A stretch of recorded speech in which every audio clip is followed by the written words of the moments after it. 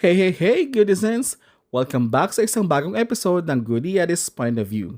Today, we're diving into a topic na pinag-uusapan ng buong bayan, ang issue sa pagitan ng ating gymnastics superstar na si Carlos Yulo at ang kanyang ina.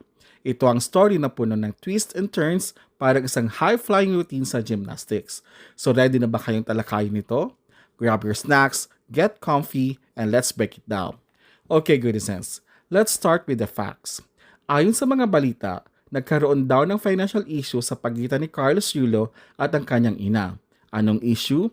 Well, may mga reports na nagsasabing nagamit daw ang pondo ni Carlos nang hindi niya nalalaman. Para sa ating mga hindi pa aware, si Carlos Yulo ay hindi lang basta gymnast. He's a world-class athlete na nagbigay ng karangalan sa Pilipinas. Kaya naman, malaking usapin ito. Pero teka, bago tayo mag-judge, let's remember na sa bawat kwento, laging may dalawang side. Hindi simple ang sitwasyong ito dahil pera at pamilya ang pinag-uusapan. Dalawang bagay na kapag nagsama, pwede maging explosive combo. So let's dive deeper into both sides of the story. Unahin natin si Carlos. Imagine you to Goodisans. Ikaw ang naging mukha ng Philippine gymnastics. Ikaw ang nanalo ng mga medalya sa iba't ibang international competitions. Ibig sabihin, bawat galaw mo, bawat tulo ng pawis mo, may katumbas na halaga. Hindi lang para sa sarili mo, kundi para sa buong bansa at sa pamilya mo. Now, paano kung malaman mo ang perang pinaghirapan mo ay nagamit without your knowledge? Kahit sinong tao, lalo na kung athlete ka na focus sa goals mo, maaapektuhan. Hindi madaling magbalanse ng career at personal life, lalo na kung may mga ganitong surprises na mangyayari.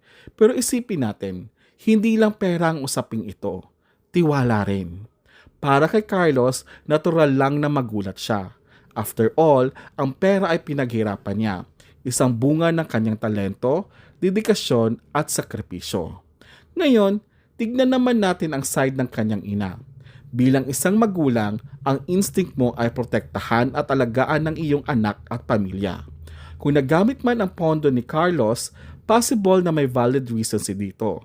Baka kailangan ng pamilya ang pera para sa isang importanteng gastusin o baka naman may emergency na kailangan tugunan.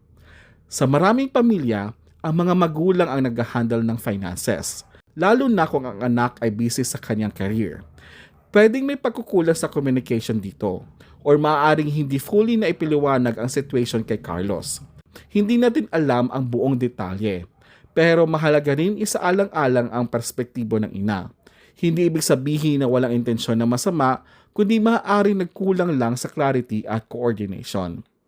Alam niyo, Goodisans, mahirap maging successful sa murang edad. Ang pressure na dala ng tagumpay ay hindi biro. Minsan, ang expectation ng mga tao sa paligid mo, kasama na rin ng pamilya mo, ay sobrang bigat. Kay Carlos, bilang isang international athlete, ang kanyang tagumpay ay hindi lang para sa sarili niya, kundi para sa buong bansa at sa pamilya. Minsan, hindi rin maiiwasan na ang pamilya ay umaasa sa iyong tagumpay, lalo na sa financial aspect. Pero dito nagkakaroon ng komplikasyon. Kapag ang pressure ay hindi na nagiging healthy at nagdudulot na ng misunderstanding.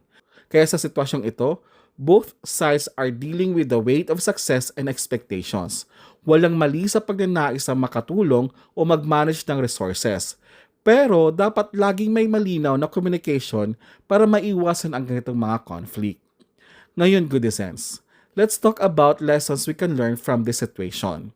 Una, communication is key. Kung may kailangan gastusin, pag-usapan agad ng maayos. Dapat may mutual understanding para maiwasan ang mga hindi pagkakaintindihan. Ang pera ay pwede kitain ulit. Pero ang tiwala, kapag nasira, mahirap na ibalik. Pangalawa, hindi lahat ng problema ay dapat tinutubasan ng galit o tampo. Sometimes, kailangan natin intindihin ang context at mga dahilan kung bakit may mga bagay na nagaganap. Sa pamilya, mahalaga ang pagkakaroon ng bukas na kaisipan at pangunawa. At panghuli, let's remember na kahit gaano tayo ka-successful, ang pamilya ay ang sandigan natin. Kung may problema, ito ay pwedeng ayusin sa pamamagitan ng tamang pag-uusap at pagtutulungan. Walang perpektong pamilya. Pero lahat ng problema ay pwedeng masolusyonan basta't may willingness to understand and forgive. So mga goodizens, anong masasabi niyo sa issue na to? Hindi natin alam ang lahat ng detalye, pero mahalaga na manatili tayong neutral at bukas sa lahat ng anggulo. Comment down below para mapag-usapan pa natin ito ng mas malalim.